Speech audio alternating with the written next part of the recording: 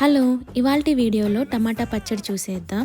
ఫ్రెష్గా ఉన్న టమాటాస్ తీసుకొని వాటిని వాటర్లో క్లీన్ చేసుకొని తడి లేకుండా తుడుచుకొని పీసెస్గా కట్ చేసుకొని పక్కన పెట్టేసుకోవాలి.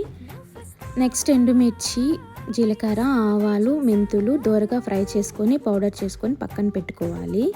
ముందుగా కట్ చేసుకున్న టమాటో పీసెస్ని ఒక పెద్ద బాండలు తీసుకొని కొద్దిగా మగ్గించాలి. తర్వాత సాల్ట్, చింతపండు యాడ్ చేసుకొని వాటర్ అంతా పోయే వరకు కలుపుతూనే ఉండాలి సిమ్లో పెట్టి. వాటర్ అంతా ఇనికిపోయిన తర్వాత మనం ముందుగా రెడీ చేసుకున్న పౌడర్ని యాడ్ చేసుకొని బాగా మిక్స్ చేసుకోవాలి. నెక్స్ట్ ఒక మిక్సీ జార్ తీసుకొని ఒక 15 to 20 seconds బ్లెండ్ చేసుకొని ఆయిల్ ఎక్కువ వేసుకొని పోపు వేసుకోవాలి. ఆయిల్ అంతా బాగా మిక్స్ అయ్యే వరకు కలుపుకొని గ్లాస్ కంటైనర్లో స్టోర్ చేసుకోవటమే.